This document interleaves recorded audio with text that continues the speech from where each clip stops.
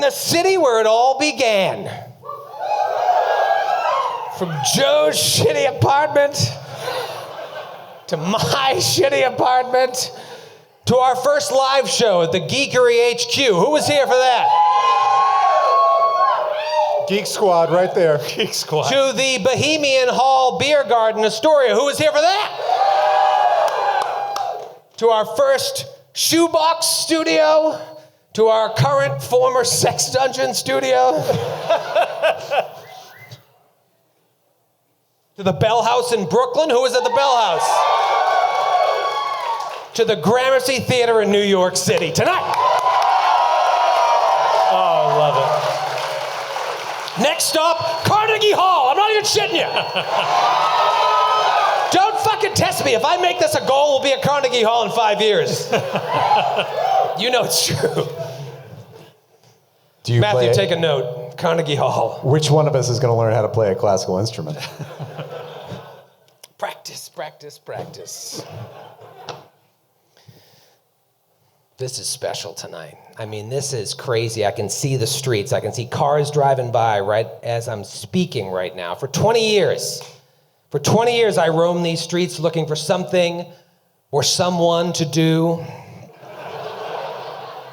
For 20 years, the five of us pounded the pavement in many different ways, trying to get ahead in our respective lives. We all had different paths. I'm sure I'm not the only one here that walked by this theater, walked by the doors of this place when we were on our way to some shitty job or some dumb audition where you have to dance with toilet paper. Yeah, I did that. Charmin commercial. I thought you tried out for moment shots. I didn't know. I was like, I have an MFA. The real question is, who led? You or the Charmin? Always the Charmin. But don't squeeze it. And then there were plenty of nights I stumbled past here after 20 cocktails drunk.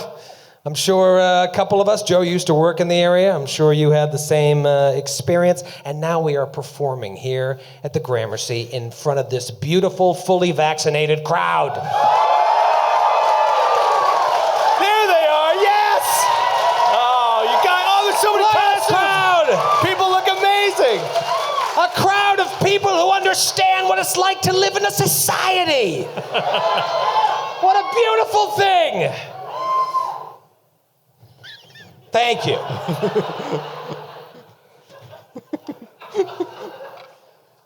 I see some of you have dressed up tonight. I want to be honest, Halloween has never really been my thing. Not a big Halloween guy. I can tell by the glasses you just put on. You ruined it. They're called spectacles. All my years of doing theater, I was always putting on costumes, wearing makeup, fishnets, high heels. That was a different hobby. But still, Halloween was never a really big deal for me. And then you move to New York, and Halloween in New York is amateur hour. What? It is the worst. Because the bars where I spent many a night at behind the stick wanting to kill myself, people think it is time to be crazy and drink like there's no tomorrow, which I always am a big proponent of, but Halloween tends to be the worst night for that. You never noticed that? Yes, but why is that the worst? That's what makes it amazing. It's people who aren't accustomed to drinking that way all of a sudden start drinking that way. That's it. En masse in one night. And when you're the bartender... Dressed as like goblins and stuff. Right, and you're the bartender, and you're not getting tips because they're wasted. They don't care about their dad's credit card. It sucks. It does, it sucks. But tonight, I'm excited for Halloween because tonight we're going to have an intense, unique, shared experience here that will be heightened by that perfect heady mixture of hiding behind masks or wigs, in your case, adrenaline and alcohol. And I got a hotel in the city, so I'm going to stay out till 4 and get chocolate wasted. We have been to so many cities that close at like 11. No. They close at 11. Not New York. We're back, baby. 4 a.m. This is going to be a problem. It is. I don't know. Saturday nights for me back in the day used to be just standing behind a bar for 14 hours straight. For 15 years. That's what my Saturday nights were here in New York. just slowly nursing a couple dozen Captain Diets over 14 hours, and then falling Well, you asleep. got to pace yourself. Yeah, well, it was 14 hours, do the math. Was it all uphill both ways? It was, barefoot.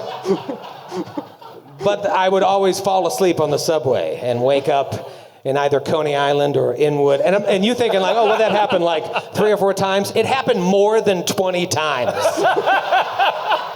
Even when I wasn't drinking, I got $800 in my shoe, just passed out.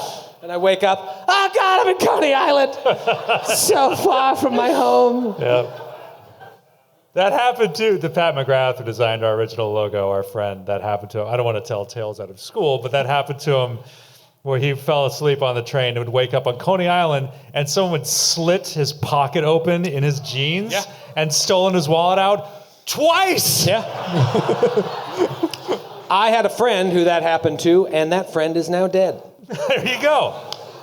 That's not even a joke. That was a friend of mine. There goes the mood. Who is now dead. Spooky. Spooky. Why tonight's the anniversary? Why tonight's the anniversary? You can still hear the echoes of his pocket being unstitched. It's great to be back. Great to be back.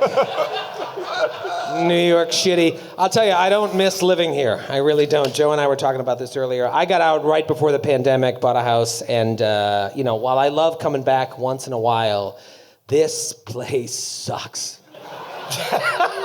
Boo me all you want. I lived here 20 years. You lived here 20 minutes. It's like Mad Max Fury Road out there now at night because of this pandemic. It sucks. And here's the thing is like I moved here in 2000 to go to grad school and I left in 2020. So like a straight up 20 years. And for 2 decades of living here, I always said that New York City is not for everyone. This isn't a grand idea that I am. Matthew's already rolling his eyes. I just, we come out here to rev up the crowd and you already sound like an old man. Back in my day, they had sex shops. You put on the glasses, and I thought you were also going to pull out a Dean Koontz novel and just start reading. If you wanted a dildo at 1 p.m. on a Sunday, you could buy it. That was good, Grant. That was good. Yeah. It was really good. Thank you. But for 20 years, how dare you? It's not the Marty McFly I remember.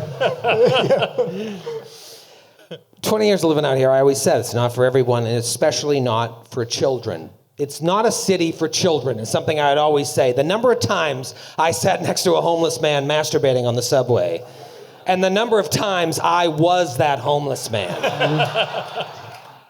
This is not a city for children, but what I realized when I left is that it's also not a city for adults either. It is a stately pleasure dome and a wretched hive of scum and villainy for people ages 19 to 37. And everyone else should just visit. My time's almost up. Shit. Oh, yeah. Yeah, man. It's time to go. Skid still lives here. I know. I got carouseled, though, a couple years ago. You were grandfathered in? Yeah. Grandfathered in? Ooh.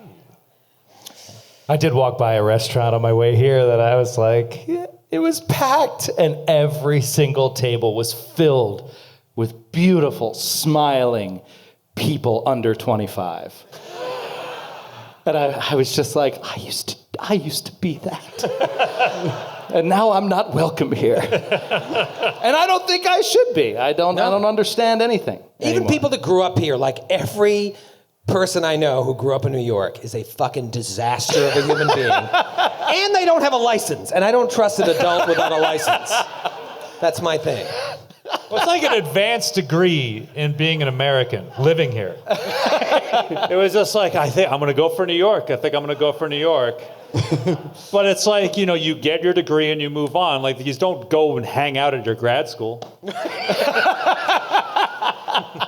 Like after you graduate? Yeah. Hey, any parties tonight? Yeah, right. Don't you have a wife and kids?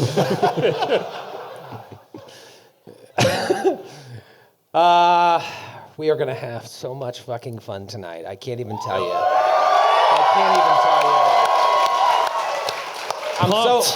I'm so fired up. I already have to pee, but rumor has it we have some glass cannon regulars in the audience tonight. So for everybody that didn't come, you're going to miss out on them.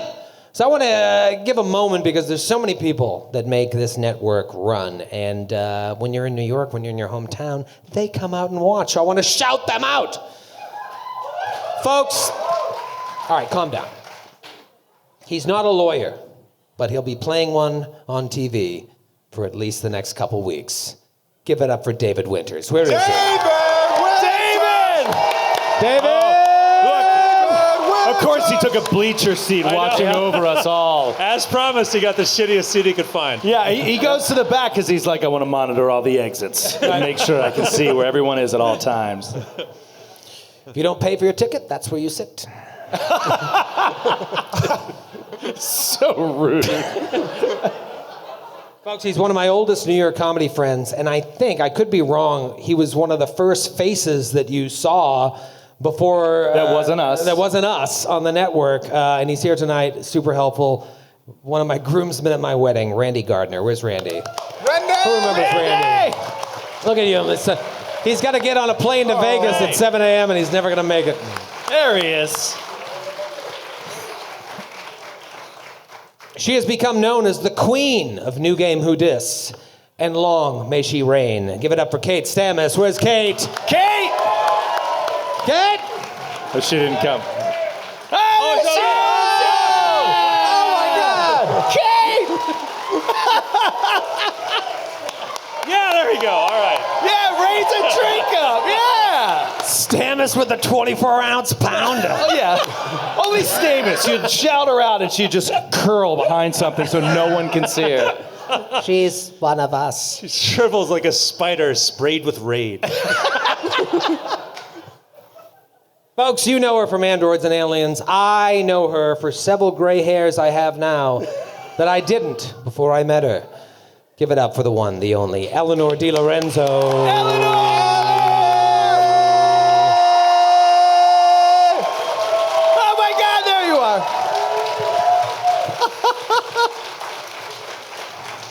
She got the cheap seats with David. She's sitting with David. She's probably pitching him some rule-breaking ideas for Androids and Aliens right now. They got a couple drinks in them. She's like, come on, David, come on. Let's talk about this. Let me just quickly open this bad idea. That is 24 ounces of bad idea. Are you more worried about the alcohol or needing to use the restroom more quickly? I'll be honest, it's B. No, It's B. I thought so. As I get older, it's a lot harder to hold it in, as they say. There's been a couple episodes where I just let it go. And we're at home, and I'm at my desk, and you don't know. There's been a couple. It's not even a joke. He's not kidding. That's my fucking dedication. I will piss myself for you.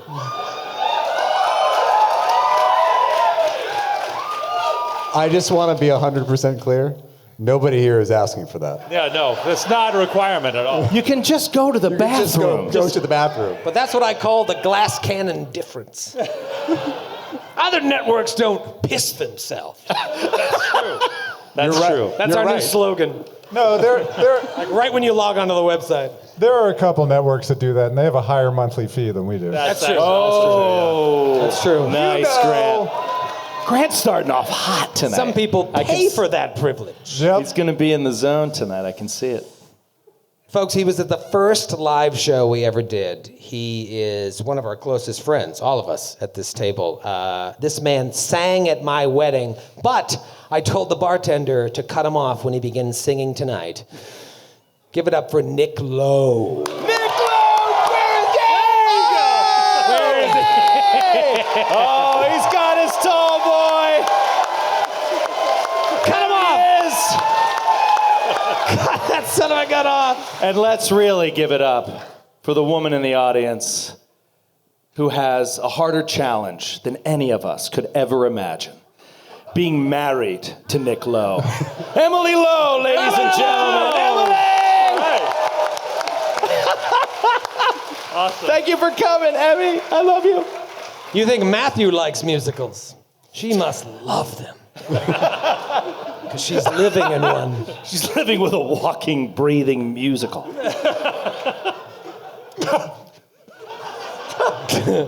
Now, I would like to introduce you to 4 men who are certainly no... I want to say, too, my sister Sing is here again. Hey, Troy, come on! Sorry. Where's Sing? Sing! Oh, there she is. There she is! And my lovely partner Samantha is here somewhere also. Samantha! Anybody else want to introduce anybody? Yes, Angel. Yeah, my wife is here. Angel! There she is. She was born in New York City, and she's very, very successful and nice. Does she have a license? She does, but she doesn't know how to drive. I'm coming home. Coming home. Matthew, do you have anybody you'd like to My wife is here tonight as well. Caitlin Baird, everybody. Where's Caitlin? Caitlin! Caitlin! Yeah! Raise your hand, for God's sake. She was like, this is probably the last show I will ever come to. Is it because of your outfit? How did you guess? I wanted my wife to come, but I don't trust people with my children.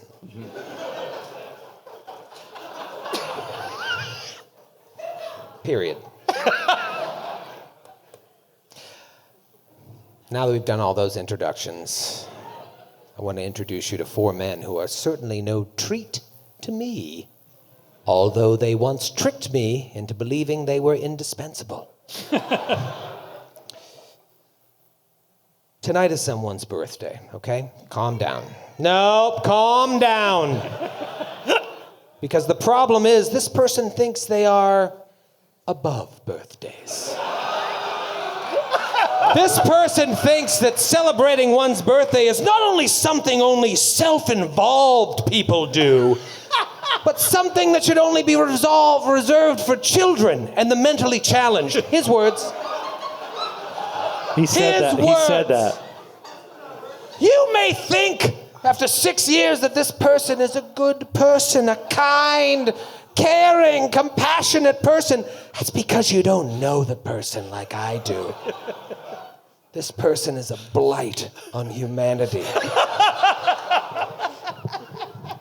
So in the spirit of respecting their stupid wishes, rather than sing Happy Birthday, the traditional song of birthdays, to this man this evening, please join me in standing up, pointing at, and booing Matthew Capodicasa.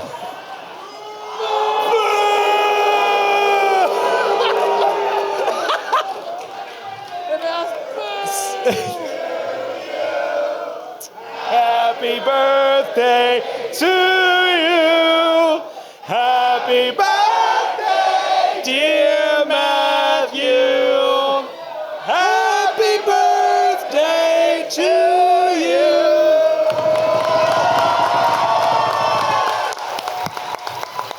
Thank you.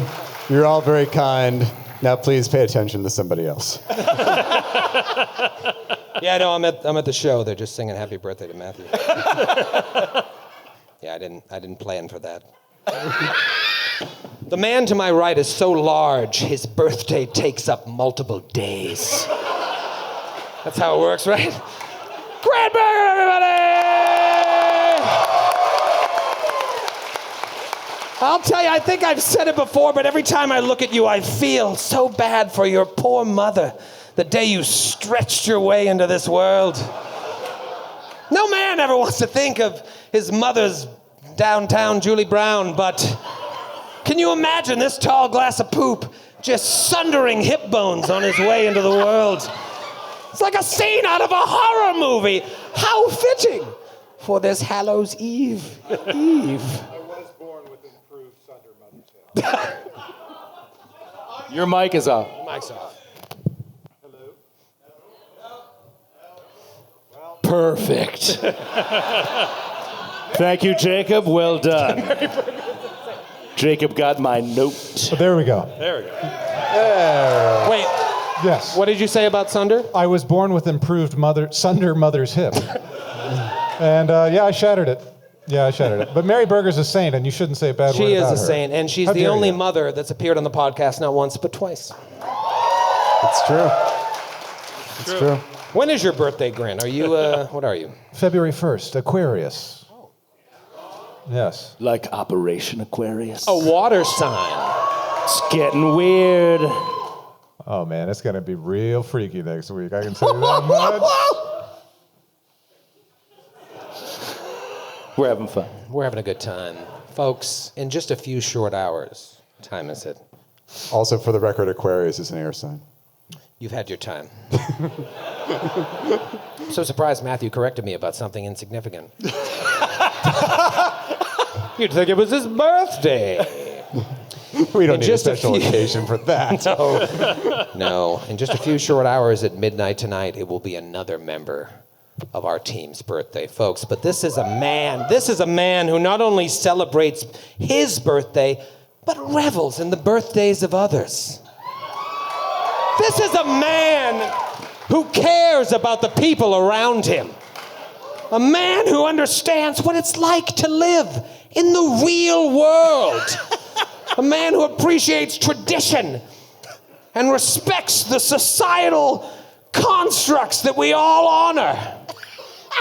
And a man who, frankly, only has a few good birthdays left. No, I'm kidding. He'll live forever. Actually, you know what? I was going to wait till later. Didn't want to make a big deal out of it, but I got you a little something tonight because it's your birthday, and birthdays in general are so special to me, and especially people who celebrate birthdays. I was like, you know what? I was going to save this for after the show, but as I bring this over to you, let's all join in a singing of happy birthday to Mr. Skid Maher, everybody. Happy birthday to you. Happy birthday to you. Happy birthday, dear Skid. Happy birthday to you. Oh, wow. Thank you, everybody. And this is what Troy got me. Alien Fate of the Nostromo. I've read about this. This is amazing. And this is fitting because I forgot, also here is Dell, my old dungeon master, who has the most amazing, like mostly homemade set of the original Alien board game ever. And this is great. Thank you so much. This is great. You know what? Troy. You deserve it. Troy, it's really curious. I feel like all of the birthday parties I've gone to for Skid to celebrate his birth and the date, him remembering those births, I don't remember seeing you at any of them. Oh, shots fired. As I've said before, and facts. I've celebrated and will continue to celebrate all of your birthdays because I like humanity and I'm glad you all were born. I will Troy, say that you were in bed by the time I showed up. Also possibly true. Integrity is giving gifts when no one's watching. Exactly. That's why I was going to wait till later. But I just... Yeah, you were definitely going to wait till later. I just couldn't help appreciate myself. the I thought. got caught up in the moment. I told my wife about that bit, and she goes, that's funny. But you have to give Matthew a gift. I'm like, nah, that won't be funny.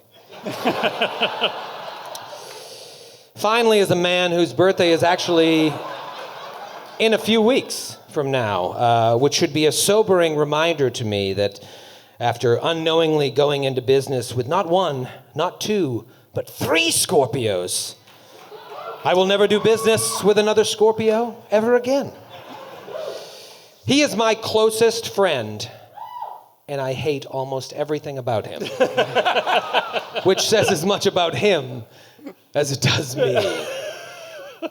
Are you all familiar with the phrase, to know him is to love him? The opposite is true. Because I used to really, really like him. Give it up for New York Joe O'Brien.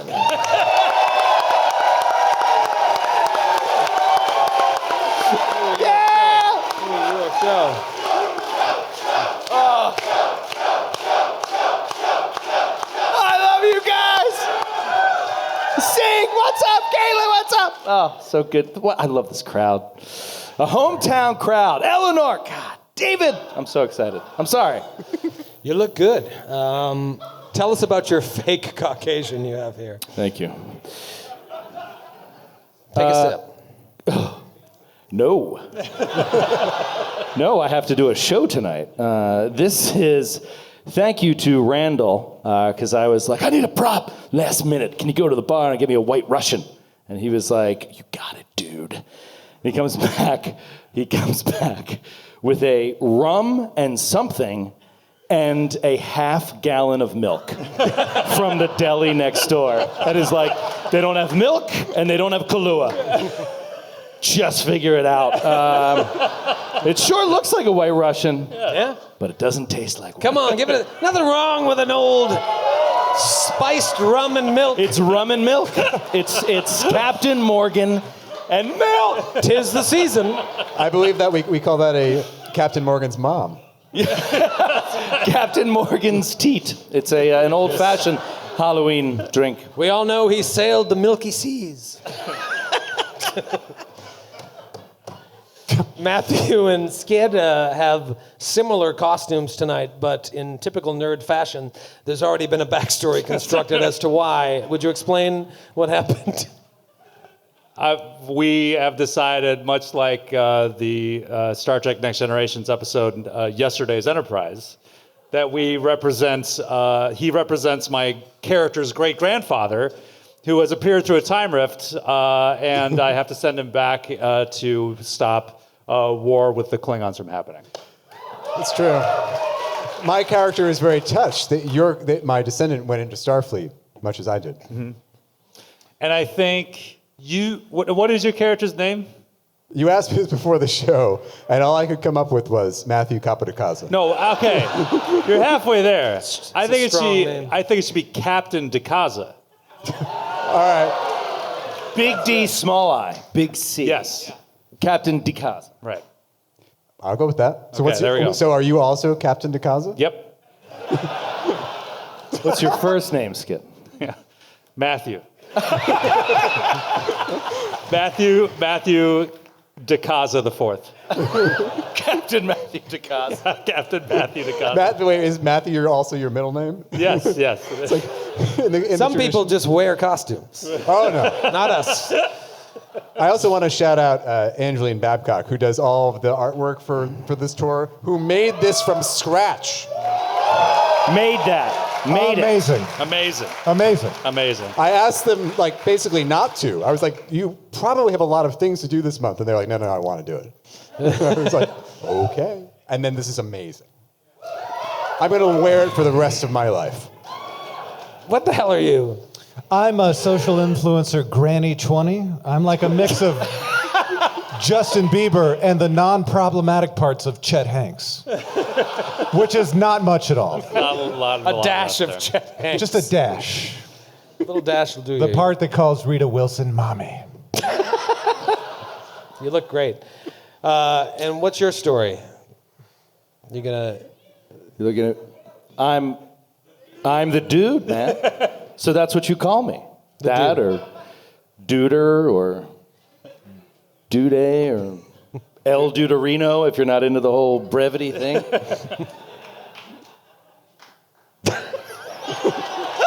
I was looking for costumes, and I said to myself, there's no way he's going to stress about this all week, so I sent you a costume. And 5 minutes later, I saw the receipt come through of you buying it. You were like, thank you. Yeah, I hate thinking about this stuff. It's like, what am I going to do? You look then great. you sent me a text, and I was like, perfect. I love it. I'm having a good time. I love doing a show in sunglasses. Yeah. Makes you feel like you can do anything. You're like a poker player. Yes. You can bluff. I cast Major Image. I guess, so I wanted to be Marty McFly from Back to the Future 2, but now that I'm wearing glasses, I feel like something went wrong.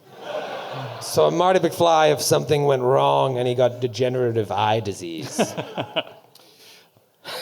Is that a thing? I think that's something wrong. It's just aging. Aging, yes. Which is what you did. I remember for so long, you needed corrective lenses and didn't wear them. I can't see. You were like, I can't see anything. I can't see that. I was like, you should go to a doctor. And you didn't forever. And then you did, and you were like, this is incredible. Yeah, I drove here without glasses though, because it's just fun. I just feel like He's like, oh my God. I feel like I'm playing an old video game. I've seen you drive with glasses, and that's truly horrifying. That's true. Oh, it's awful. having It's a good truly awful. I want to do one big thing. We never thank people enough for sending us things. Chris, someone else made this jersey for me on my behalf. He even put my nickname I tried to pass that didn't work Show out us. on the back. Here it comes. You just want to show your butt. Berg dog. Grant's wearing a baseball jersey that has the number 20 and says natural across the front. It's gorgeous. Look at you. I gotta Gorgeous. I gotta quit drinking. You look amazing. Folks, we're in New York City. We're 45 minutes into the show. Yet to touch a die. Sorry, Caitlin. I know she wants us to get to the encounters as quickly as possible. Consult Gray's Sports Almanac. My one prop. Let's take it to the recap. Gray, take it to the recap.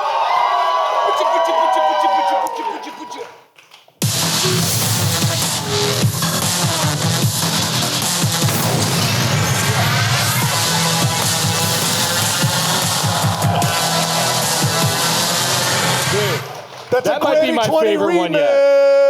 remix. That shit rocked. Yeah. That was good. There we go. Just put that anywhere, buddy. That remix just took out the entire left section of the audience. That's what happens at Glass Cannon Live. All right, let's talk recap. I feel like we've been playing this game a lot, but it's been a month since we played. We had 6 shows in September, then a long break, but you finally made it to Iris Hill, the home of a man named Count Hazerton Lowles, the 4th. Big Count Hazerton fan. Hazerton fans in New York, apparently. They love him in New York. It's his They love a good hometown. count This here, man. is his They love him in hometown. New They York. love him here. They're prone to the aristocracy. He's big here. He used to play for the Yankees. The Count is the ruler of this area, and he is the man responsible for your committal to Briarstone Asylum, where this adventure began. And the man somehow responsible for your fugue state, where you only have these piecemeal memories of who you are and your former lives. Aldo Casimir, Halster Price, Atticus Grimm, and Sir Julie Andrews. These are the heroes of our tale. Sir Julie aside, the other 3 of you used to work for Lowles, perhaps as some kind of hired muscle, his thugs, his flunkies, as you were called, when you arrived here in Thrushmore via boat after leaving the asylum behind. People around here remember you, but you have very little memory of them. This town of Thrushmore is shrouded in strange goings-on. You've discovered a cult of the King in Yellow, Hastur. They've infiltrated this town, and they're kidnapping people and sacrificing them in Hastur's name to try and open a portal to Carcosa, to allow the one who shall not be named entrance into Galarian. Yes. Yes. Okay.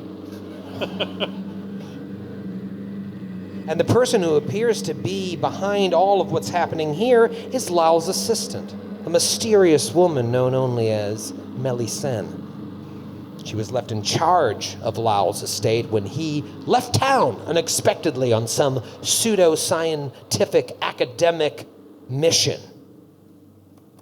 You know by now that you're being watched. A group of cultists tried to abduct you, and an assassin tried to rub one of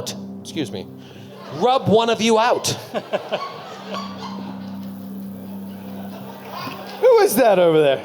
That woman is laughing very loud. I like it. Rub one out.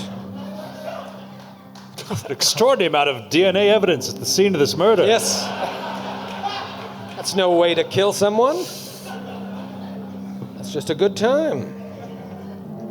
So you break into Iris Hill, and in an attempt to try and confront Melisande and learn as much as you can about the Count, your former employer. It appears that she has made some sort of alliance with a tribal cannibal group known as Kurus. You find this out when you face two of them and one of these Hastur cultists upon arrival at the gatehouse. You get onto the grounds, and the fucking topiaries come to life to try and stop you. What a shitty trick, man. No doubt another product of the same druidic alliance that created an unearthly hedge surrounding the property.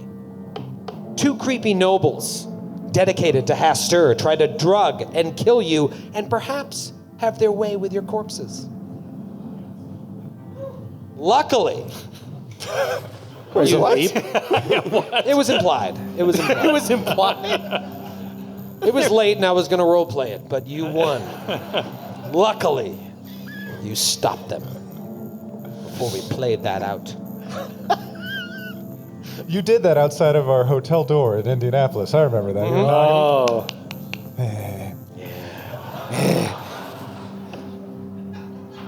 So after that close miss, you enter a carriage house where you find a freshly dug hole leading underground. Atticus descends a rope to find a large chamber where two elder things emerge. Two creatures, fucking elder mythos, emerge. These are creatures from another world that have been in hibernation since before the age of serpents. And they've been apparently awoken by Melisande so she could converse with them and learn from them.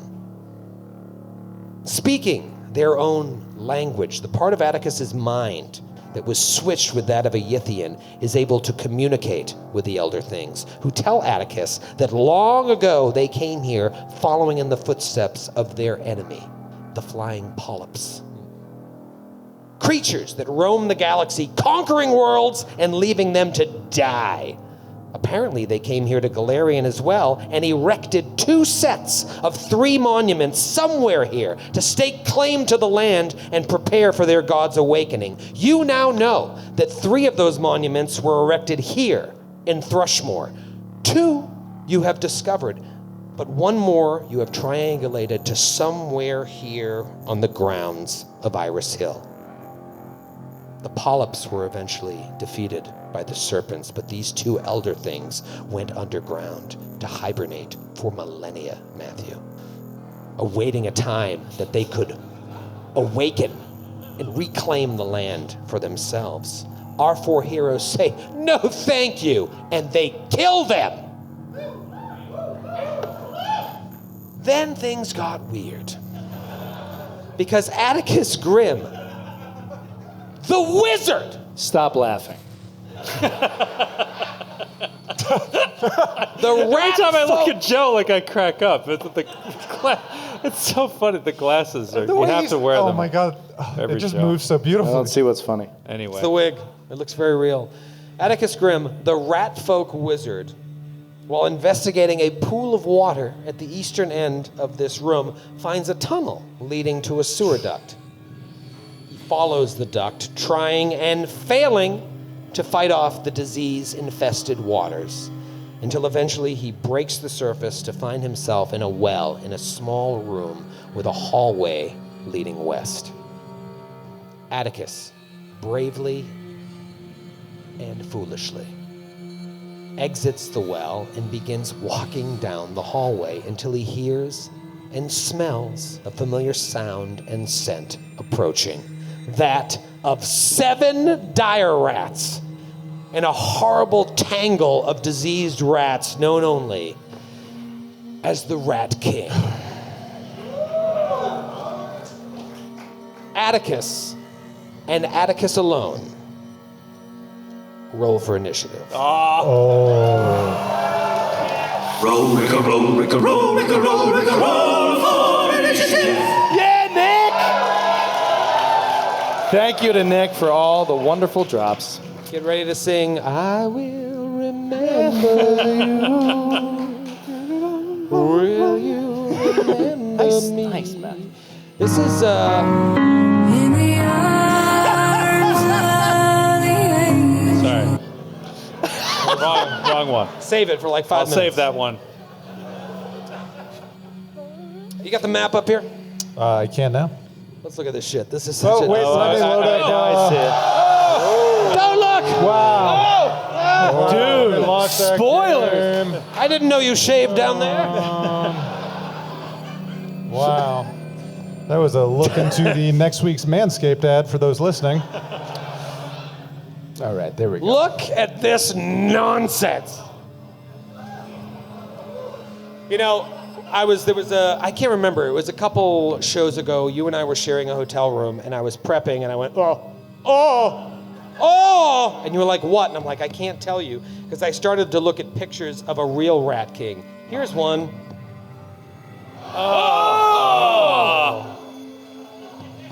It is a real thing when a bunch of rats just hang out, have a couple pops, and get tangled. And if you think that one's bad, here they are, petrified. Oh, God! Happy Halloween! Look at that, dude.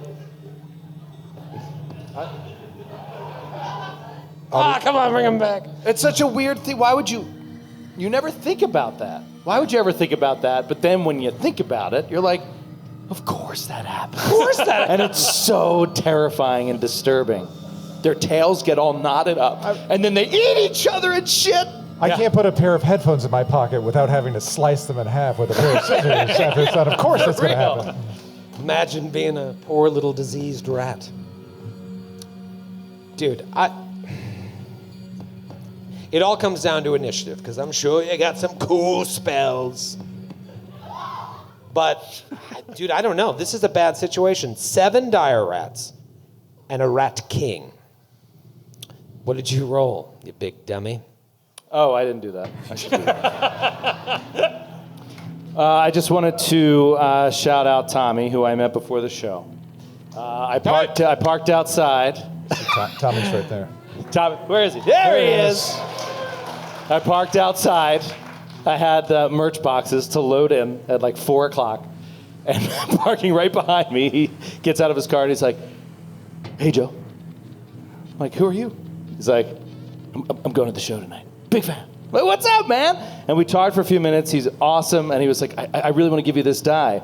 And he gave me this die. So in memory of your friend Patrick, this die is going to roll initiative. And if it sucks, then fuck. But we'll see. Because this initiative is everything. This is Tommy. huge. This initiative is literally... It's this is you it. versus 8. It's me versus 8. So it's got to be high. Come on, here we go. Let's get it. Oh, man. Touch of law. It's an 11.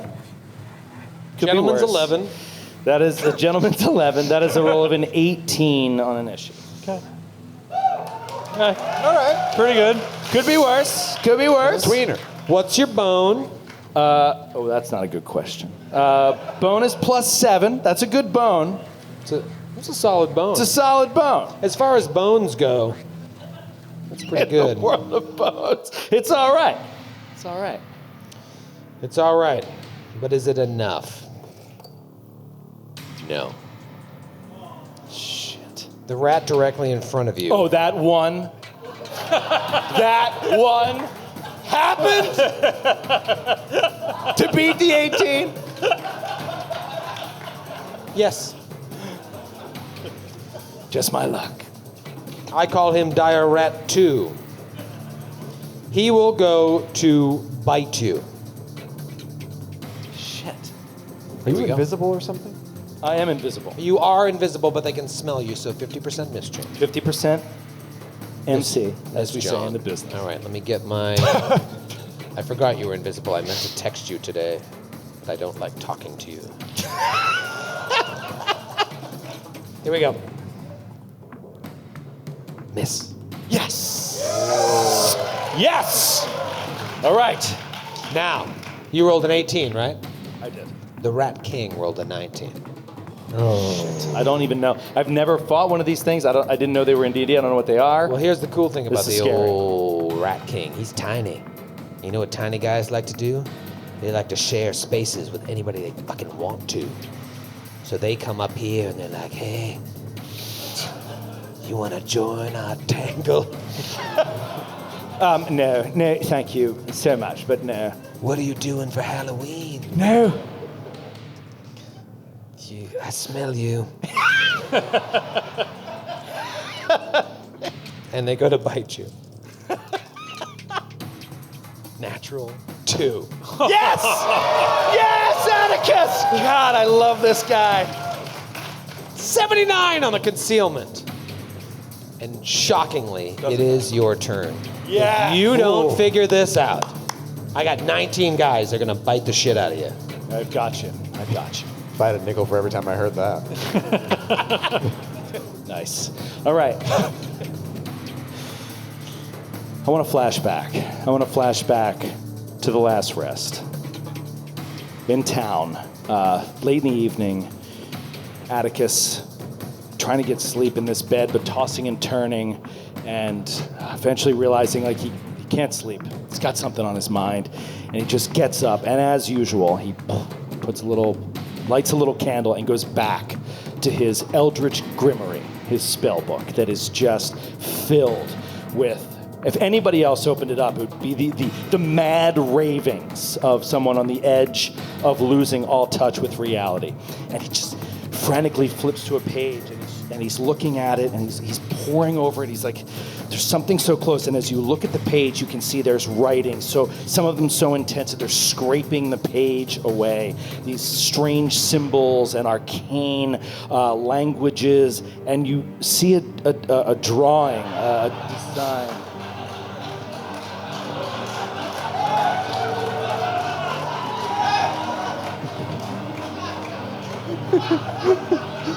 Grimoire. Anyway. Grimoire.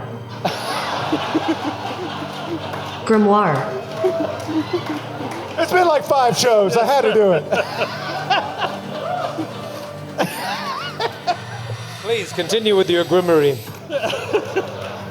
Can we call this flashback the Gramercy? The Gramercy Reverie? The Gramercy Reverie. And you do recognize in all these wild ramblings a drawing. There's a drawing of a humanoid figure, literally very simple, circle a head, circle body, and this dotted line that cuts through the vertical, cuts through the horizontal, and then a solid bar in between it on the other side, the dotted outline of a humanoid. And it almost seems like the humanoid was there, and then it comes here, and there's this almost scientific approach to it, but it's very hard to understand. And after defeating the elder things, this thing that he'd been working on for a long time that he couldn't quite put together all of a sudden becomes vividly clear. And in this moment, he knows that he has finally learned it. And he speaks an incantation invisibly and moves his hands in a way that maybe an entertainer would, an illusionist on a stage in front of people. And he does this action and touches himself and casts the spell Phase Step. And disappears from where he is and appears in another location that he can see, and he will appear back in the well, back in the water where he had just come from, and splashes into it, bypassing all of these guys and diving into the water.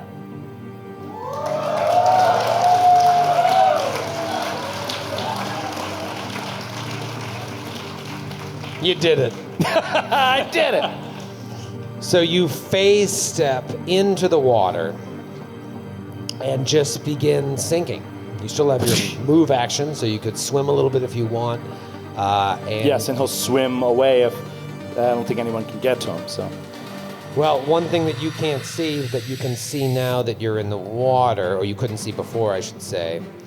That's cool. Polygon reveal doesn't work, so don't worry about it. I will never show you. Just going to take my laptop and throw it into the crowd. There's a little pocket here, like a little cave lip that they were hanging out in. They are happy to live in there and fight off any intruders, but they will not follow you into the water. So, for all intents and purposes, you are free.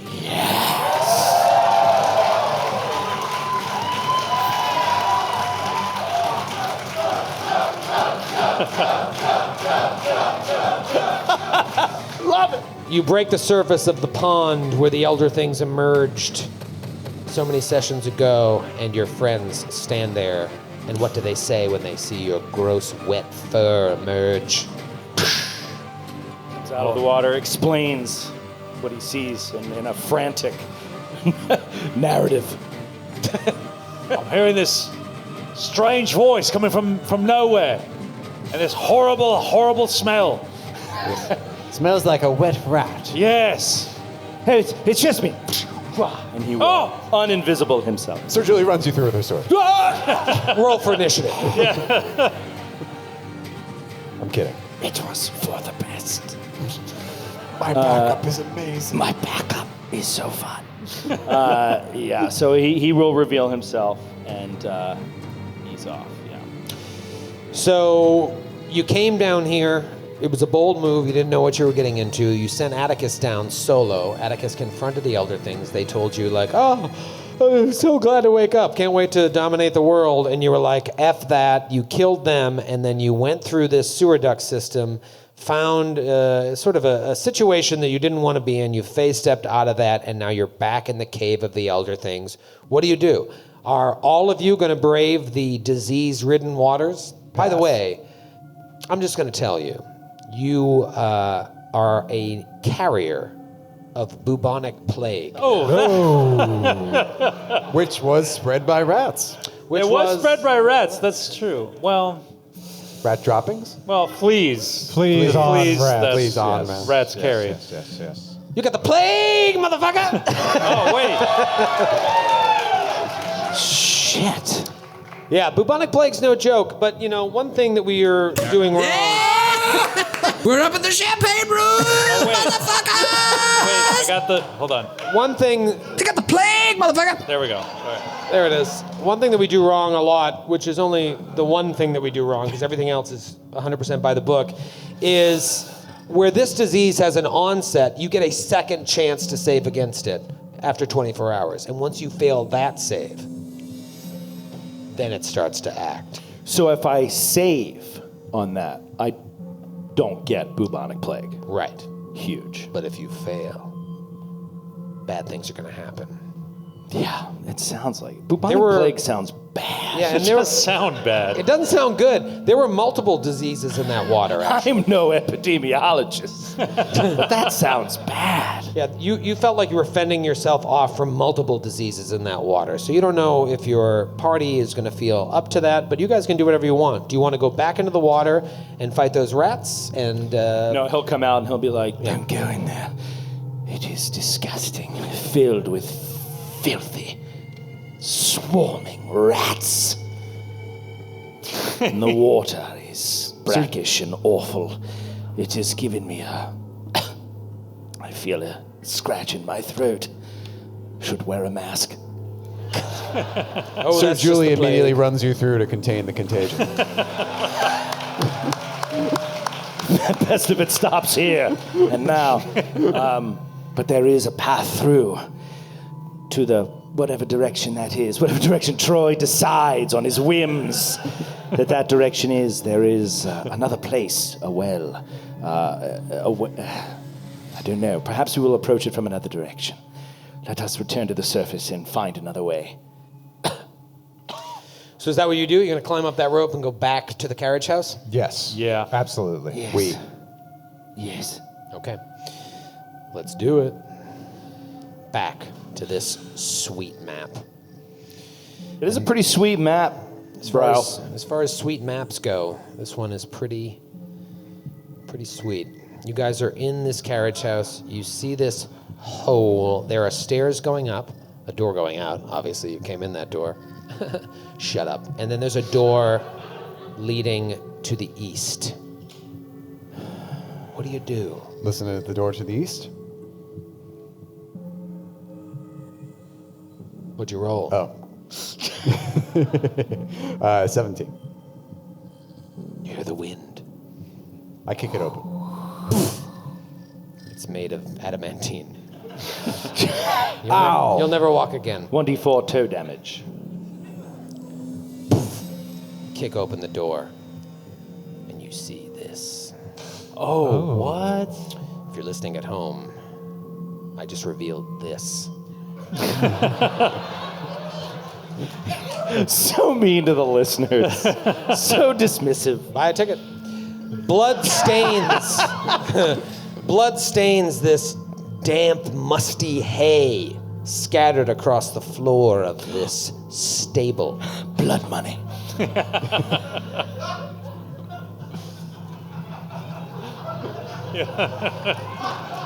good set. It's a smattering of SideQuest Side Search fans in here. It's blood money. That's good. Not bottle cap good, but good. Yeah. Hay all over the floor and blood stains. What do you do?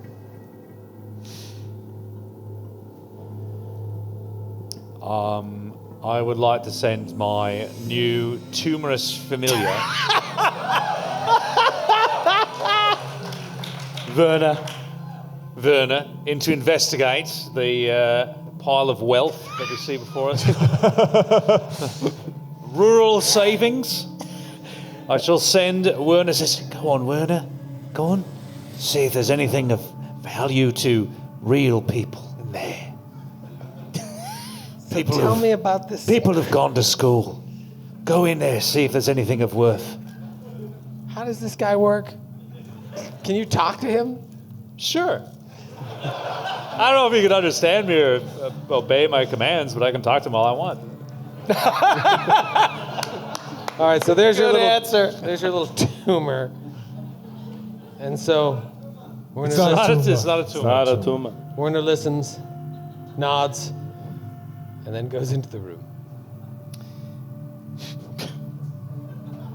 And you'll never see him again. No, I need him. Yeah, no, he was benign, and now he's gone. What do you guys do? Perception check on the hay? Sure. You gonna go in there and look at it? Sure. I want to get a good look. You want to get in there and look at that? That's what I always say. 18 perception. 18 perception. Anybody else going in there with Sir Julie to look at the hay? Fuck no. Along with Sir Julie and the living tumor? Halster will follow. I shall not abandon you, Werner.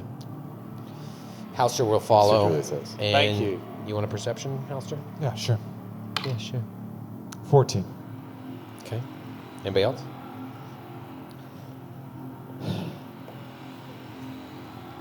Five. I mean, is that what you want? You want to grind the show to a halt? That's what I wanted. Surprise round. What about you, Aldo? Do you want to get in there, or you want to stand back and just let your tumor do the work? My tumor is going to do a perception check. Yeah. Ooh, natty 19. That is one perceptive tumor. Yeah, this tumor knows what's up. Normally, advanced tumors are bad news, but That's this is true. This is great. That is a 29. All right. A couple of things are going to happen. The tumor, and only the tumor, hears a sound coming from somewhere in the room that's like, Well, that's a good horse. Was that the humor? The humor. Was that the tumor or the thing that tumor heard? Humor? Yeah, humor. The dreaded humor! Yeah, Humor. We've strived for humor this whole evening and not to very little response. roll for initiative. Holy shit, right away, back at it. Roll for initiative. Oh, baby.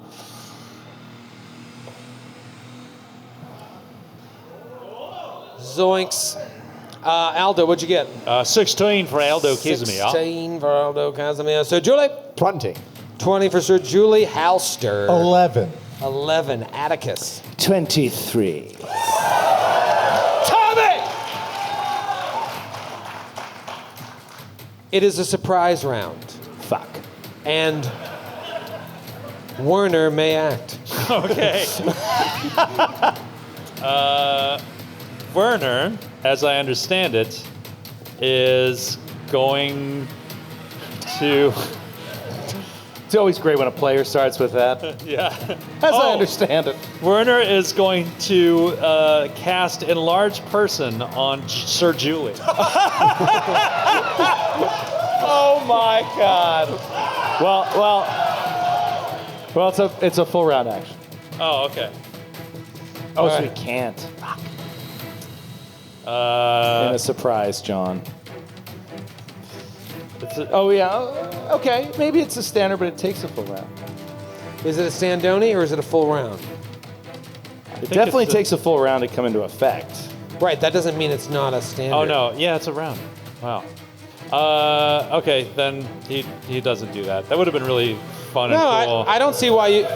Am I right? He can still do it, he just can't move, right? It's 1 round casting time. It takes the full action. Yeah. One round action to do that? Okay. All Way to right, ruin it, Joe. So instead, Werner is going to cast... David's happy. Instead, Werner is going to cast Cat's Grace on Sir Julie. Meow. She pirouettes into the air. Kitten has claws. At that moment, as Werner casts Cat's Grace on Sir Julie, a spectral figure of a horse manifests in the room and kicks Sir Julie, or at least attempts to. Just like, shaboom! Into Sir Julie's flat-footed A sizzle. 15. Miss. Yes! Up yours, horse! The horse appears and misses. Round 1, Atticus's turn. Oh shit. So where does it appear? Right next to Sir Julie. I'll find a horse pawn. So on the other side of Halster, in a place where I can't see it, is what you are saying. Yes, let me find a spectral horse. There she is. Easy now, girl. Easy now. What a beautiful mare. It's a dead unicorn. Careful now. Give her a carrot. Could also be a narwhal. I can't tell. It's true. Atticus will draw out a wand from his belt and cast at the creature with a brief command word, and will cast Scorching Ray at the horse, at the spectral horse. Scorching ray Scorching at the Ray. horse. Let's see if it does anything. Here we go. Natural 20. Critical threat, critical threat, critical threat. To confirm. To confirm. Natural 17. Dude, I think we should get a fan critical going. you get a fan magic critical going. Oh, these are so juicy usually. Find a real good one. I can't see shit. Dude needs glasses. Why'd you put the sunglasses back on? Oh, God, I had it. And then touchpads. Here we go. Let's do, is this magic? It is. Adam from Ithaca, New York. Hi, Adam. Did he make it? Ithaca, a little Finger Lake action. Fuck you, Adam. Adam from Ithaca, New York. And God said yes. You cast your spell, and a god from some far-off realm has given you great power. Treat the spell you just cast as though it were under the effect of a maximized magic, meta-magic feat. Whoa. Your spell isn't affected by maximized magic. Instead, it takes full effect with no downsides, as it makes sense to the group as a whole. I don't know what that means, but I think it just means... Dude, roll that damage out, or is it just max damage? I think it's just max damage. Yeah. That is 24 points of fire damage. It takes no damage. Oh, Sir Julie, you're up. Sir Julie, Wait, is it because it's immune to crits? Don't worry about it. Or immune to fire? Don't worry about it. Knowledge check. Knowledge check. You can do that. That's free. Knowledge, religion. You knowledge yourself.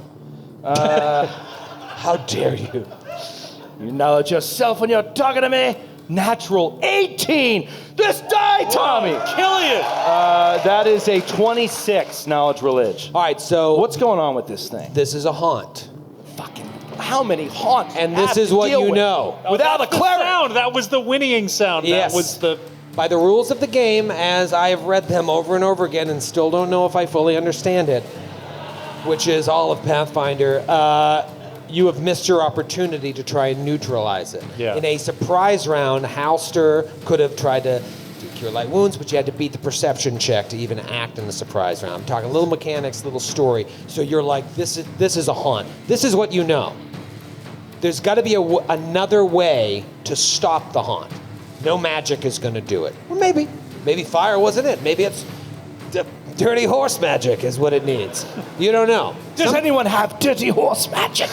Now, if you remember, I don't know if it was the last haunt, but an earlier haunt you faced was the bird cage, where guys were being lifted and thrown to the ground. Destroying the bird cage ended the haunt. You need to find that or just get out of here before it kills you. Okay, he'll share that with the group. It is no creature. It is a haunt, Sir Julie. I don't know yet how to diminish it, but perhaps it is a riddle. No physical damage will do anything. Perhaps feed it bloody hay. Perhaps it likes bloody hay. Sir Julie, what do you do? fall back. So I will withdraw. Okay, Sir Julie withdraws like a cowardly knight. She is known as Julie the Withdrawn, mostly at parties. It is Aldo's turn. Aldo, you see Sir Julie back into the room, cowering in fear. Aldo is going to take a 5-foot step. He's going to take a chance here. Werner is going to say, "Come on back here, Werner." Werner is going to move back to Aldo, and he is going to throw a bomb into the hay to try to destroy the hay. Okay, here's what I'm gonna do. That provoked on Werner. So the spectral horse is going to kick Werner. Or attempt to. Okay. I'm using the die that chained like 1920s in a row on a Ooh, a little Starship cat's eye Combat. action? Yeah. Oh man, that was right on the middle of a 19 and a 1. We'll call it a 19. No, I'll re-roll it. Here we go. Again, shitty fucking cracked die. A miss. I'm assuming. I don't know what Werner's situation is. 11? That is a miss. All right, so the horse just boom! Werner Boom! Misses. skitters back to his master. And fire in the hay. Boom. Okay. Roll to hit the hay. Natty 17. Oh yeah, that hits the hay. Is that fire damage? Yes. Okay. The hay burns away, and Halster, you see lying on the ground beneath the hay, now that the hay is very quickly, it just incinerated, a cleaver. A cleaver, okay. A very large cleaver that I'm shrinking. Okay. You see a little... That seems like a reasonably sized cleaver now. Yes, the blood is still there, but the hay is gone. I'm going to hope that the spectral horse. Oh, is it my turn now? Oh no, I'm having a conversation with you. Okay. Well, yeah, that's a nice cleaver. It is your turn. All right. Halster is going to use his move equivalent action to pick up the cleaver, and then he is going to move out of the stable. Can he move out this way, or does he need to retreat back to where his allies are? You got to retreat to where your allies are. It's already used its AOO, so unless it has Yep. combat reflexes, you feel pretty secure that it cannot do it again. You step out of the room with the cleaver, and the fucking horse goes away. You just neutralized the haunt. I think that's a first. I think that is a first. We'll see you in Philly. No, good job. Good job. You take the cleaver, and you realize, like, as you start to put two and two together, someone must have been butchering horses in here. And the spirit of those horses. I wonder who it could have been. I wonder who it could have been. Could have been Sid. anybody. But the spirit of those angry butchered horses have arisen by removing that piece, the cleaver. It has neutralized the haunt. Nice. I've sent them on their way to Pharasma. Well done, Halster. Thank you, Sir Julian. Well done, Hasta. I must agree. Thank you, Atticus. Shall we look upstairs in this horror house? Yes. Yes. I feel there's more souls to be freed upstairs. You go first, then. All right. Wait a second. All right. Halster will go first up the stairs. All right, so you want to free some souls upstairs. And there's nothing else to see in that room. It's just full of dried, desiccated horse blood and bones and stuff like that. Good question. No, it's just a room of death. Okay. To the next one. Nothing but death in that room. All right, so you want to go up the stairs. Let me just grab you guys. I'll do a little copy paste. If you will direct your attention down to the southern portion of this giant map, you'll see that I have revealed the courtyard and the buildings from above. You cleared the second floor of those perverts' abode. But this map is the second floor of all the other buildings. Now, that first one that had the 3 bars of magical soap doesn't have a second floor. However, this one does. Let me put you guys, big second floor fans here tonight. You love to see it. For the record, I thought we were still in the same house with the noble couple in their sex games, and I was like, "How does butchering horses factor into their role play?" Because that's How indeed. Yeah. Why don't you go into it, Matthew? What do you think? I'm gonna pass on that one. All right, so you weirdos emerge in a stairwell, creaking up the wooden stairs. And you're on the second floor of the carriage house in this little room. Halster will bravely open. Well, he'll listen at the door real quick with a 20 perception check. You hear fireworks. Katy Perry? Halster will open the door. You hear a dance party. Sounds like Katy Perry. It sounds like 2012 in there. Halster will open the door. You open the door, and you're Yes. like, across the sky. no, that's not what happens. Do you ever feel like a paperback? That's not what happens in this story. You open the door, and you see a tiny little room. Oh no! Is that a Looks like ficus the- tree? Is that another hedgehog? What is that? It's Sonic. It is a nicely appointed little bedroom. There's a wide bed covered with a homey quilt, a low shelf, and a writing desk. There are tapestries hanging on all the walls in the room, and a tall pitcher plant standing in the middle of the room. It's a faint aroma of sandalwood in the air, which, Grant, I know you know, is quite pleasant. It is. It is lovely and expensive. Carrie Haley knows that too, as a soap maker. Yes. I think Halster will be kind of brought in by the sandalwood and will walk in. He's also totally taken back by just how many tapestries the people of Iris Hill have in all of their houses. They love They're everywhere. They love a good tapestry. Well, this is the Count is the ruler of this area, but he also They're like nobles, man. Yeah, they're nobles. This is what they do. They take objets d'art from everywhere and they hang them in their guest houses. There's also no TV. Right. So you can't watch your stories. You just stare at a tapestry all So night. Halster will look through the mise en scène for some object d'art and other sources of danger potentially. What is that thing in the middle that looks so strange? A tall potted plant. Okay. Halster will approach and move to the next door, doing a perception check in the room as he walks through it for anything Okay. unusual. That will be a total of a 6. 6. So Halster falls into the room, So he's a human being after all. trips over the bed, lands face first onto a bookshelf, and then stumbles over to the door and doesn't see anything. Okay. But man, that sandalwood smells good. Sir Julie, I see you have entered the room. I have. What are you doing? Sir Julie walks up to the potted plant and begins to hack it to pieces with her greatsword.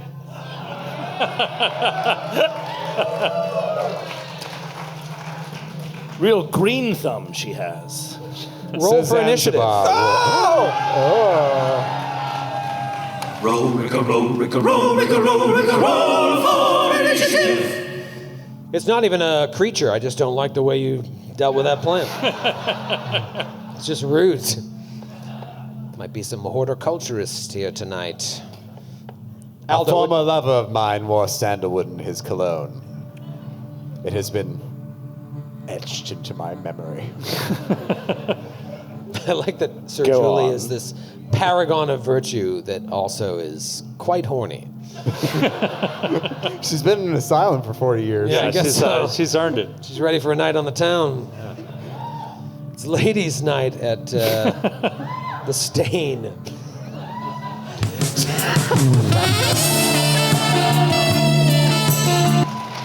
Hey, did you hear it's ladies' night at the Stain? What a horrible place for ladies. Yeah. But there's Sir Julie nursing a whiskey sour at the This bar. is the only woman that showed up. I don't know what's happening. I should do a better job promoting this ladies' night at the Stain. The Stain. For a good time. All right, Halster. What did you roll? For initiative? No, for swim check.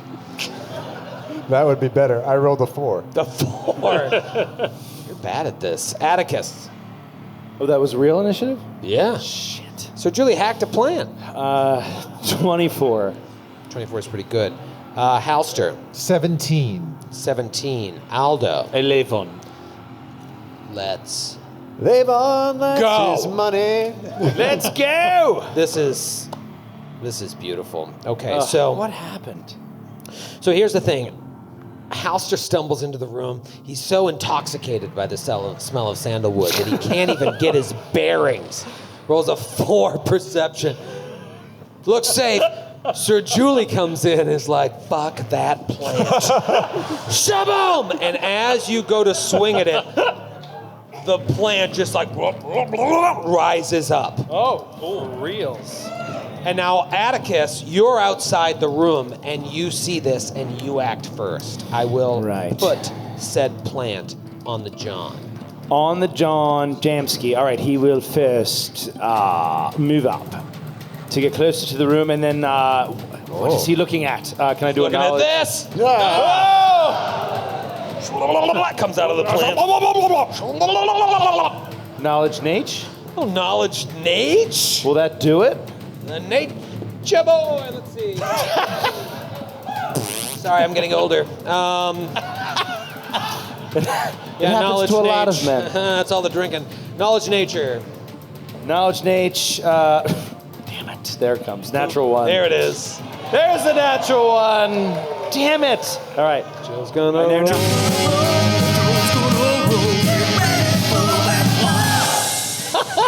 All right. Seeing this creature, he's not going to hesitate. He's just, and he keeps the same wand he's had on him, and he casts Scorching Ray. Does he enter the room to do so? No. So as to not give it a little bone because you're shooting through a doorway into a room. He's fine. You want to give it the AC bone? It has the AC bone whether he moves in or not. Look at it. Oh, because of the mind. Yeah, all right. Okay.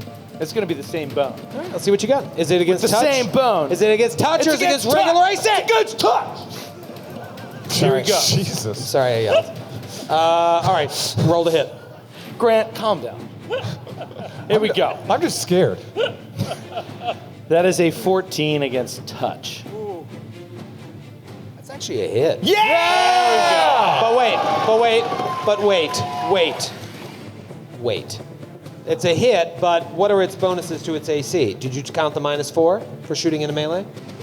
No. 10 it is. Not a hit. Buck stick. Is that active even if no one has acted yet? It's still considered Because a melee? if Sir Julie hadn't walked in there like I a have to psychopath avoid- attacking a plant. Well, she should get a surprise round. Grant was Surprise saying. round attack. Yes! Surprise round. Thank you, Skid. Skid for president. That was actually Grant made the call. I just voiced his concern. I needed Grant, a, you should learn to use your voice. I needed a captain. I heard a lot of different. I outrank him. That's why he went through the chain of command. I got to respect that. I heard a lot of differing opinions, so let's ask the bartender. Just say yes or no. Oh, There you go. Thank you. What did you pay her? All right, Sir Julie, take your stupid surprise round attack. Get a crit. Well, I'm going to turn on Furious Focus and Power Attack. Okay. And I have a little As reminder. is tradition. As is tradition. And I have a little reminder here set to go off just as the show begins. You know I hate those. Oh, Last show in dear old Columbus, Ohio, I have no memory of it. No memory of it. Sir Julie scored a critical hit against an enemy. You could be making this up. Some folks were there. And the effect of the hit was that I get an automatic That's critical right. threat on my next attack. That's right.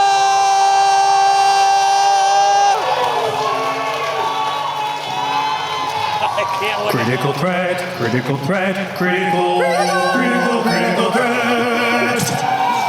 I'm pretty sure I just saw Joe's scrotum when I looked over at him. That was... Do whatever you want, Matthew. Just don't make me look back over there. I think it's that time of the night to do this. Yeah. got to give the. All right, so It's coming it to is an a outcome. critical threat, and you're rolling to confirm, but it's an automatic hit. Okay. 29 to confirm. Oh my goodness gracious! Okay. God, why do you make me work all the time? Can I have some rounds off? Joe has 4 24-ounce Bud Lights by his feet. Well, I ordered 2, but Matthew gave me both of his. I gotta stay sharp to them. This is a problem. Oh my God. All right, so do you have All right, a... Sean from Syracuse, New York. Sean? Sean, go fuck yourself. Here we go. I hear Syracuse is lovely. This one is called. Oh, it's terrible. It's a bad city. This one is called. It's all right. It's a good city. What cities do you like? It's every city. I've been to Syracuse. Syracuse is great. No, it's terrible. They got dinosaur barbecue, and that's it. It's really hard to live there for like 9 months of the year. But otherwise, it's great. Disassociate with me is the name of your crit. You hit an opponent so hard that they briefly lose all sense of identity and feeling. Double damage, and the creature must pass a fortitude save or become stunned for 2. Immune to stunning. Okay. Double damage. You may take your double damage. I am so And Sir Julie, sorry. I hope you kill it because it's its turn. Okay. Lord Percival, I smell you on this plant.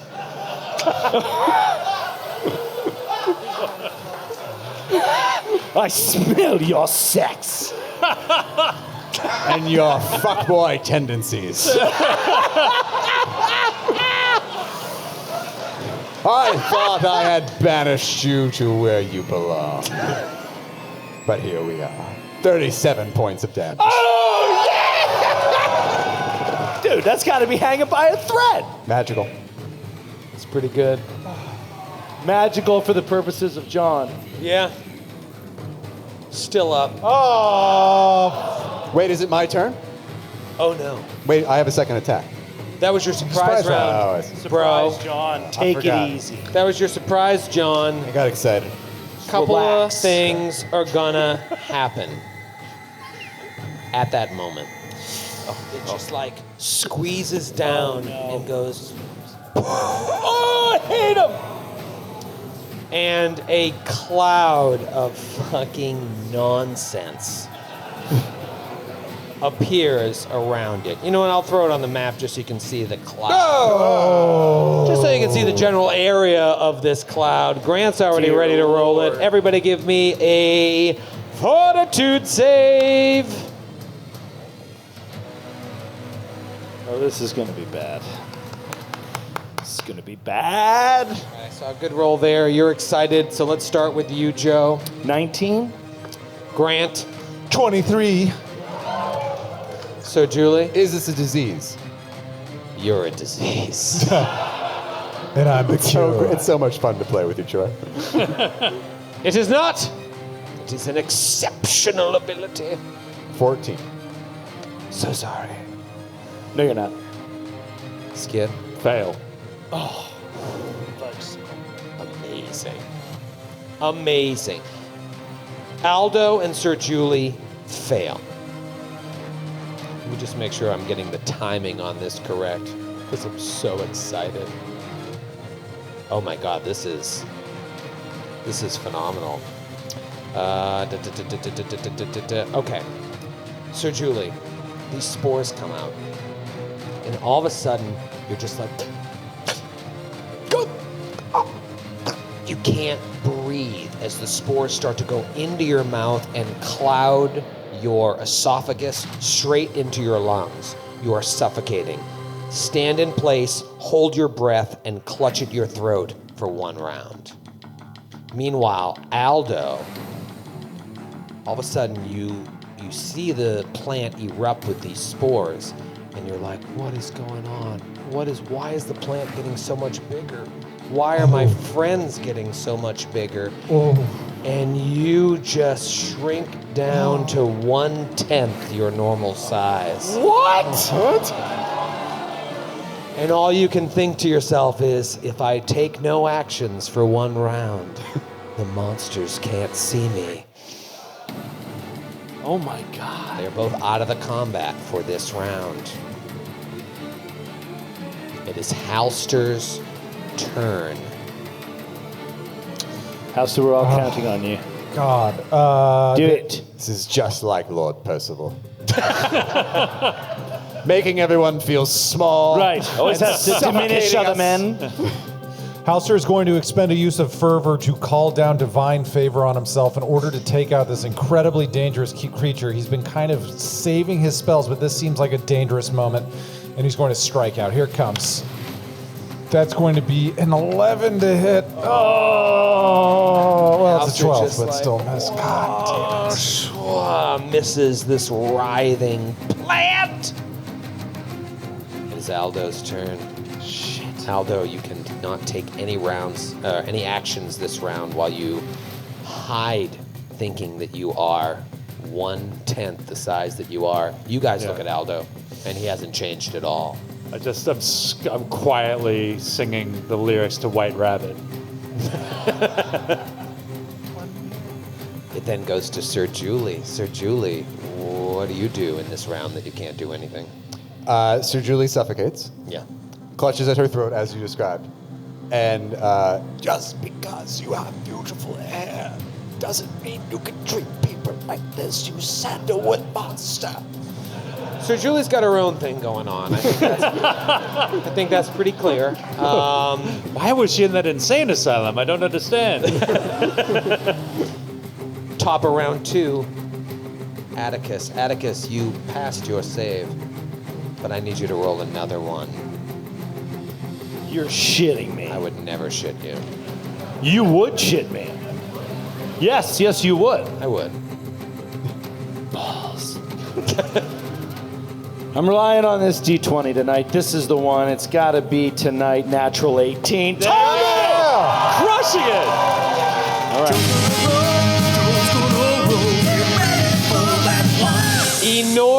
Enormous. You have a chance to act here. You're still standing outside of the room. You're still shooting into melee if you want to do an offensive spell. What do you want to do? He feels that this is getting out of hand. Sir Julie is locked up, Aldo locked up, and he can feel as he's avoiding these spores, he knows that at any minute he could succumb to them, and he can't see any way out of them anytime soon. He looks ahead, they're all there. He looks behind, they're all there. And he thinks, this may be my only chance. And he gently touches with his offhand in his pocket the pearl of power that he has. And he's like, I must draw from it, and once more today, and he's going to recast magic missile, which he had already cast today. Awesome. Because he must do damage to this thing, unerring damage Unerring. right now. How many D4s you rolling? I am rolling 3d4 plus 3. So The +3 is. here we very go. important. 3d4 plus 3. 4 and a 3 to start. Good start. That is 12 points of damage. Oh, I'm sorry. 11 points of damage.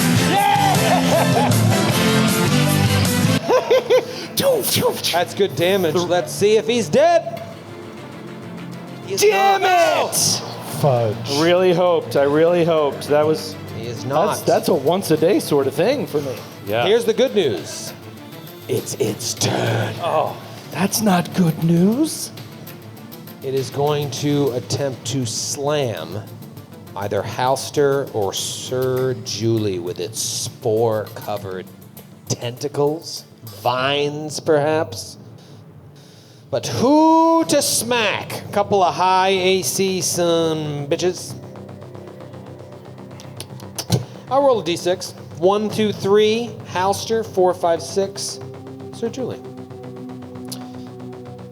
Your AC hasn't changed in this state, right? I didn't give you any sort of AC penalty, although I should have. I mean, do I have a condition? Is there a condition I can apply to myself? Yeah, you're hallucinating. Do you have the hallucinating condition on? That's pretty much Sir Julie's default state.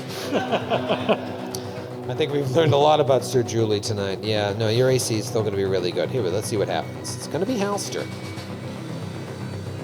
All right, goes to slam you, Halster Price, if that's your real name. You know what? Let's get neon green.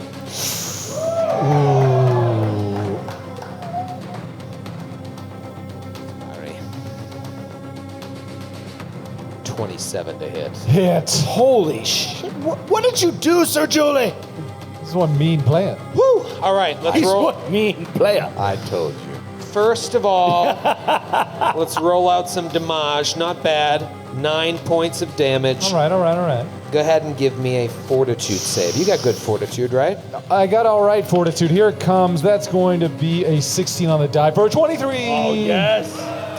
You're all Well right. done. Take your spores and get them out of my throat. You're all right. However, it is your turn, and I need another fortitude save. Wow. That's a 20. Damn it! Yeah! Yes! Fuck. What do you got? Stud. I'm going to use a swift action to empower my weapon with my sacred weapon capability and swing out with one sweet, juicy hit for a 19 to hit. AC 18. Yeah! That's my boy, Berg Dog, as they call him on the natural team. Here comes the damage. That's 17 points of damage. Let's see if it did it. And his name is John C.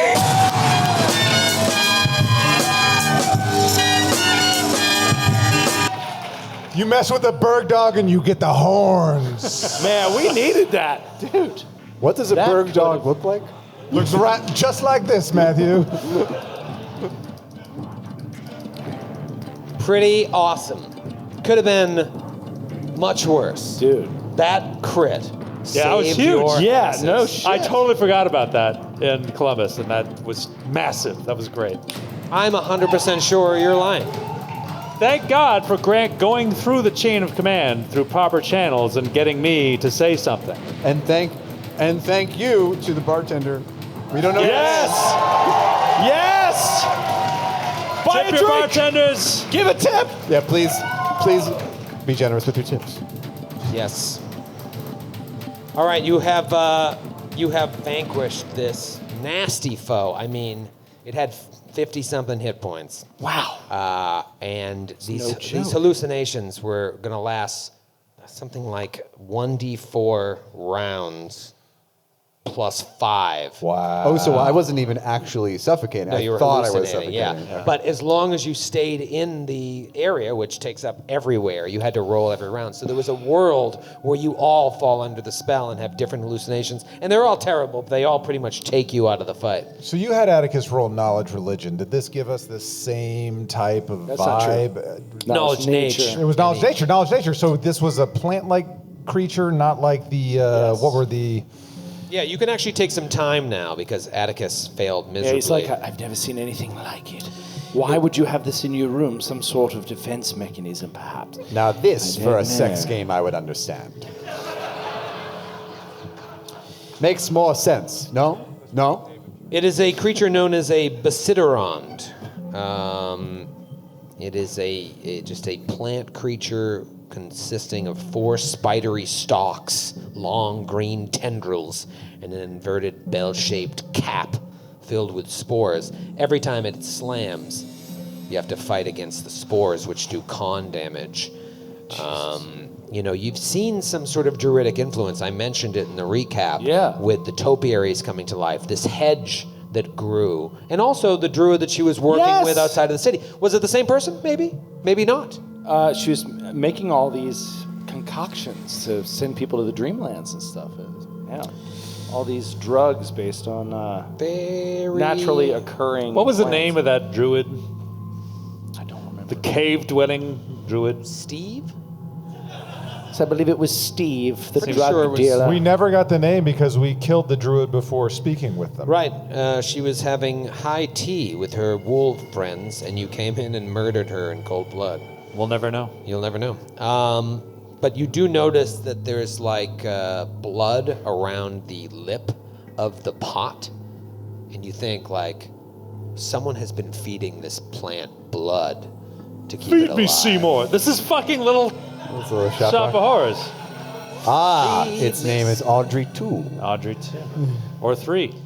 Feed Or me 3. all night long. What do you guys want to do? There is one more door. You also can explore this room. Yeah, can we take 20 on the room? Yeah, but take a second because I closed my tab. Really explain what you're doing. Let me tell you all about Lord Percival. You know what? Go into great detail. I got it. It's fine. Oh, thank God. No, it's fine. You take 20 on the room, and you see it looks like someone was staying here regularly, and now no one is really using it. Someone was using it recently, but they haven't been here in at least a couple of days. If you're taking 20, you're smart enough to figure that out. You see a small box of incense left behind, and 4 tinder twigs next to a small shrine, How does the incense smell? like sandalwood. Sir Julie stabs it with her greatsword. Roll for You initiative. done. The incense rises up. I am the ghost of Lord Percival. You were a terrible lay.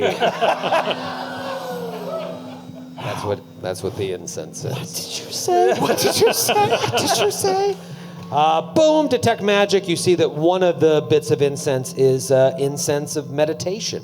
Oh, that's good stuff. I don't know if any of you are into that, but got one of these before, haven't we? incense of meditation is when a divine spellcaster, you and you alone, lights a block. Okay. me too. Lights a block of incense of meditation, then spends 8 hours praying and meditating nearby. This incense enables her to prepare all their spells as though affected by the maximized spell feat. Didn't we already get this? I think we do have some. I think but we have don't know that another we have one. it in this game. I think we have it. No, we just ran into it in Oh, right. Raiders of the Lost Continents. Which I don't know if it's aired right. yet, but that's Joe, you're something. on that show. It has. That's why I remembered it. Here's the kicker. All the spells prepared in this way are at their normal level, not 3 levels higher, like if you were using the metamagic feat. So it's pretty sweet. It's a one-use John, and if you want to use it, you guys can fight over it. Roll off. It would not help Sir Julie's spells, so Halster should take it. But you want to roll off just for fun? Your giant speak hands loudly. have crushed the mic. Grant, angry at Mike. All right, you get it. Grant said great. Grant said, great. Large bed in the room, writing desk and chair, bookshelf.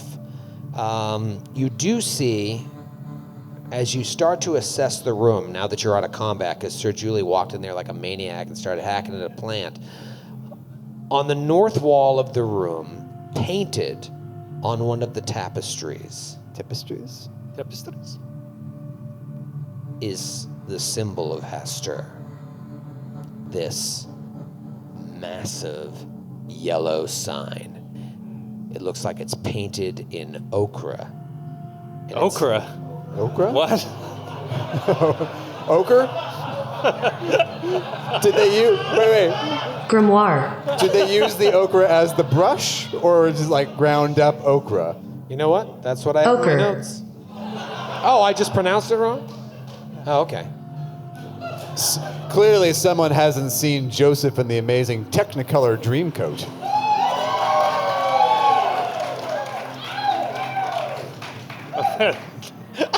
I can hear Nick wooing. I know. The second you mention a It's the most musical. distinctive woo in the whole city. If you ever want to feel small, mispronounce something in this group. Or suffer the hallucination from that plant. Or something essentially. So you see this yellow sign painted in whatever, hanging above this makeshift shrine that is covered in ash from burned incense. So whoever was using this room, stop fucking talking while I'm talking. Were you saying anything interesting? There was a... I was just asking. I didn't hear. What'd he say? How dare you? How dare you, sir? What did you say? Dare you? What did you say? All right, come on. All right, so you... Continue with your uninteresting exposition. I'm interested. You push the ochre out of the way. Okay. Cast it to the floor. And you see this yellow sign and this shrine with ash, and you realize whoever was staying in this room was Oprah. Not what he said at all. Whoever was staying in this room was using it to pray to Hastur. Yeah, get him out of here, sir. Stephen, drag him off the stage. It's a Sandman. It's a Sandman's coming. He looks big, but he's light now. Punch him in the nuts, too. So someone was praying to Hastur. That's it. That's the note. All right. Okay. All right.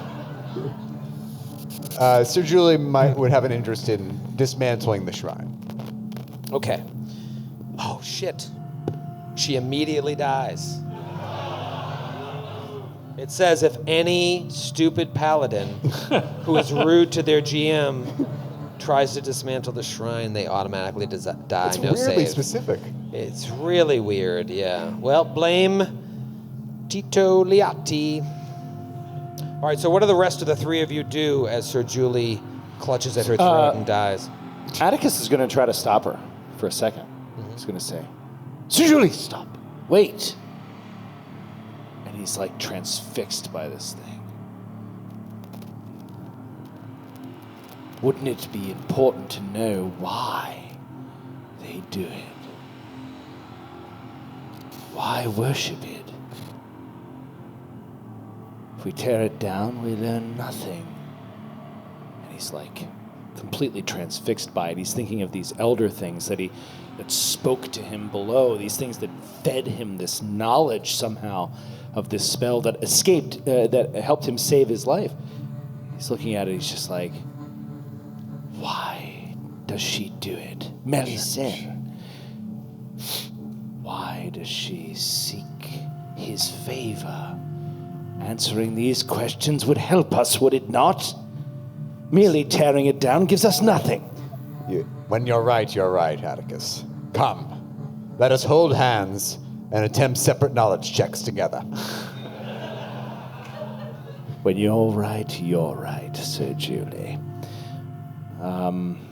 That's what it looks like. Can we do like a Oh yeah. I don't know. Is there anything to be done here? Knowledge planes, like to understand the. I guess maybe we haven't done this yet, or maybe we have, and you could just summarize it for me. But like the purpose of Hastur worship, the goal, the the dogma? You know what I mean? Like, what is it? Just world domination, or like, what is the reason that these people would do this? Okay. You've been thinking about this for a while. Yeah. You know what I mean? And so you see this. As much as I can say roll something, I think at this point you've been considering it, and now that you're presented with this sign, it kind of rushes this thought that you've been maybe burying to the forefront, and you start to think about it. Think about it a little bit more. Like, what is going on with this Hastur worship? And you're like, what is that book? The Revelations of Holly. Yes. What if the sound took out? Like, it starts to ring a bell to you. Maybe you read it. Maybe you're familiar with it. Or maybe that part of your mind that is connected with another worldly being knows all about it. When you think about that book, and it is a book of notes, hymns, and stories by a prophet known only as Hali. And the main story that's being told, if you can even try and to decipher it, because a lot of these texts are so fucking all over the place, you try to read it and it drives you crazy. But the main story concerns a being from the ancient city of Carcosa named Hoseb Alar Robardin, who awakens from a sickness-induced sleep to find himself lost in an unfamiliar wilderness. And as that happens, he happens upon the famous prophet, Hali, and together they work to return him to his foreign world. During this time, Hali learns much magic, and together they discover the proper spell. However, in the casting of that spell, Hali is transported to Carcosa as well, and now together they must work to return Hali to this world. You think about Hastur worship, and you think about Carcosa, and you're still unaware of your former lives, but what you seem to remember is that there are 3 cities. And Carcosa was like the mysterious one that no one really knew about. And then there was another city that was all about opulence and hedonism. And then there was a second city that sort of sat in the middle. And no one really paid attention to Carcosa. No one really paid attention to Hastur. But then slowly over time, the hedonistic city was enveloped and destroyed. And that middling city was also enveloped and destroyed. The power of Hastur was so great that even in an alien universe, he was able to take over an entire planet. And so people that worship him are also hedonistic, like those perverts that you met. They're obsessed with luxury, living life to its fullest, even if that means doing dark things to themselves. These people that worship Hastur, they want to take over the world and destroy everyone so they can just live, if Hastur allows them to live, should he come here. This is end of the world shit. Now, there's plenty of cults that believe in stuff like this, apocalyptic cults that think like, the end of the world's coming.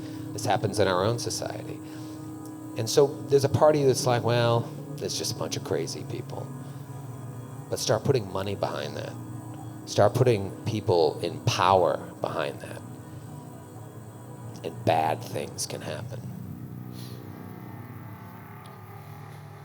So, Julie, have you ever thought about if you gave up this life of religious righteousness, of suffering and pain and doubt, and simply lived a life of opulence, simply relaxed, waited on, and had everything taken care of for you? Sure, some may suffer, but you could have it all. Have you ever wondered, in all your years in the asylum, was it ever tempting? And his eyes are kind of far off. Have I wondered? Yes, doubt is a part of faith, as you well know, Atticus. But my faith in Sarenrae has carried me through. For what would I be without the service I have dedicated my life to? What would those decades in the Asylum be worth if I did not continue to seek the good work in service of the Dawnflower? I admire it, Sir Julie, there is no doubt, but do you not find yourself tempted by the idea of finally not having to deal with this pain anymore? To not have to struggle against some great power, some overwhelming oppression that you are unfit to defeat. Something that you could just, with a wave of a hand, dismiss and forget about, so that you may finally relax. You may finally have peace. Sorry, the Atticus. I've been sorry. discussing what you've been talking about with Werner, and we've both come to the conclusion that you sound like you're a few roos loose in the top paddock. I agree. Yes. You're scaring me, Atticus, and I'm immune to fear. I'm scaring myself, if I'm honest. There was a moment with those elder things where their propositions seemed somewhat tempting. I cannot lie. It is something my father always desired. The raising of our station, the desire to be free of struggle, free of pain. It is hard to imagine not wanting that. But you all are convinced. You wish to struggle forever. What is life but struggle? But if we can struggle for goodness, then that is a life well fought, no? The Lady of Graves has seen infants born only to die immediately thereafter, and tyrants live to old age. There's no sense in our paths. But once we reach the end, we must be ferried through her lands to the other side. How we get there? Well, it's up to you, Atticus. And I fall back on my ruse loose in the top paddock comment. +1. Reiterate. Yeah. +1. Werner's quite adamant. He's very concerned about your mental health. Does Werner have any suggestions for how we might address the situation? One moment. Werner? Is that me? No, I'm talking to him. Thank God. No. Well, No, he's only like 6 hours old. But I'm certain, I've had a lot of faith. I think if he's got like a couple more weeks under his belt, he'll have a lot of wisdom to impart in situations like this. shall we press forward? Yes. Yes. Yes. Listen at the door. Okay. 17. You don't hear anything. Open the door. You open the door. And you see one more small room. Looks like a lounge, slightly dusty, containing a pair of mostly empty bookshelves and a couple of comfortable chairs, a place where someone, perhaps the worshipper of Hastur, would come and read. Maybe before it became a place for someone to say, when it was just a carriage house, you could see it probably used to store tack and other tools to repair and maintain the carriage downstairs, but it has since been converted into a quaint lounge. The shelves in the room are mostly empty, with the exception of a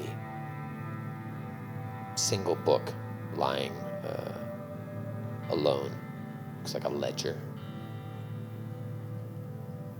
Book. Can I do a perception check on the room now that we can see it, just to make sure there's nothing's gonna ruin our day? Natural 20.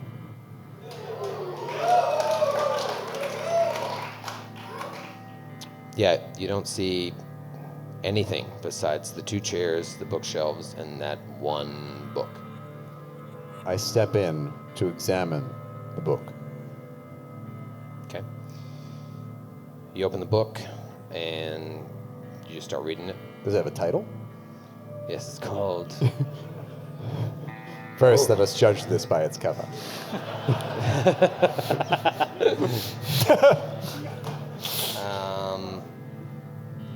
It does not have a title. It's just a leather-bound book that looks like a ledger to record things. I pass it to the more intelligent members of our party. Okay. I'll take that. Not the most intelligent member, though. Can we? Oh, she said the most intelligent. Have been blessed. I thought with she said more extraordinary, intelligent. superhuman intelligence, but I've also acquired the wisdom to know that occasionally companions need to have their self-confidence bolstered. So, I defer to you, Atticus, whose brains are huge, larger even than mine. Please impart your intelligence onto us. One day I will take that headband off his corpse. Have to wake up pretty early in the morning to do that. Is there a roll? To read? Well, I mean, is it in another language? Give it to Aldo now. I'll change my mind. I will take it. Is it in common? Do you just want to read it? I just want to read it. All right, so Matthew, don't laugh at that. Come on.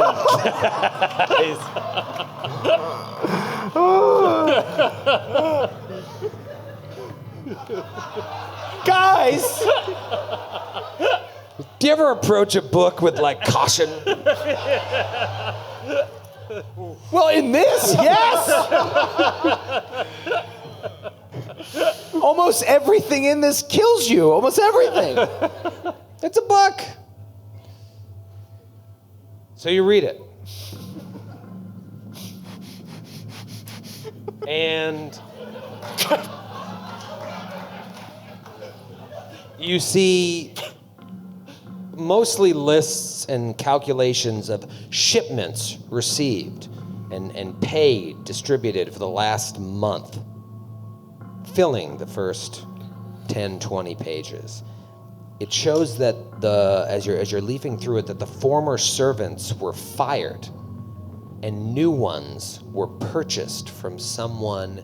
And as you start to read the name, something happens. See, I'm not the asshole here.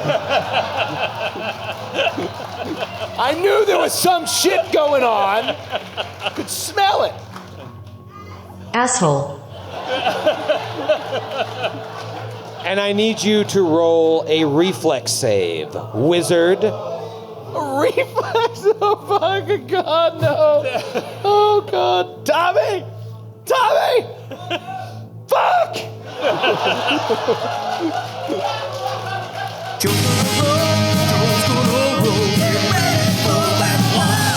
12. Amazing. Fuck! Oh, you just have these moments where you just hope they fail. And you did. Shipments. Blah, blah, blah. Bought from, and then all of a sudden, a flash of brown light erupts from the book, accompanied by a puff of dun-colored smoke and a pop, loud noise.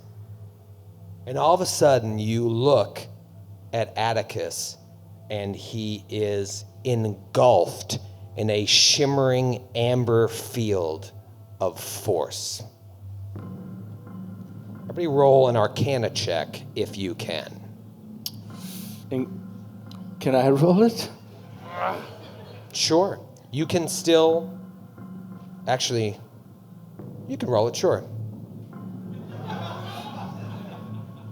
Have a sip of your Captain Morgan and milk first. Yes. I won't drink that, Matthew. You've had will your not drink. do it. Room temperature. Oh God. Oh God. It's nice, refreshing rum. It really is a Captain Morgan and warm milk. It's horrible. Who has Arcana? I do. I do. I don't. Nor do I. Oh, there's the natural 15. Fucking shit. 25 knowledge arcana. That's perfect. I mean, you have lived a very interesting life that has brought you to this moment. You've lived a very interesting life, and you're slowly starting to remember bits and pieces of it. Bits and pieces of the arcana that you once knew, that you're trying to regain to be able to save the world and maybe rewrite your own history. All of you are here on the grounds of Iris Hill, so close to perhaps confronting Melisande, whoever she is, perhaps confronting the Count. You're here. They know you're here. They've sent assassins. They've sent cultists. It's not like you can just leave and go rest. Unfortunately, Atticus, as this eruption of brown smoke happens, you know what's happening before it's too late. A sepia snake sigil has exploded, or sepia. Sepia. I knew it right when I said it. Oh God. Immobilizing you in this amber force field. You will not age. You will not breathe. You will not grow hungry. You will not sleep. You will not regain spells, because you are now preserved in this state of animation for 10 days. What? And Matthew, Skid, Grant, and I will see you in Philly. Oh!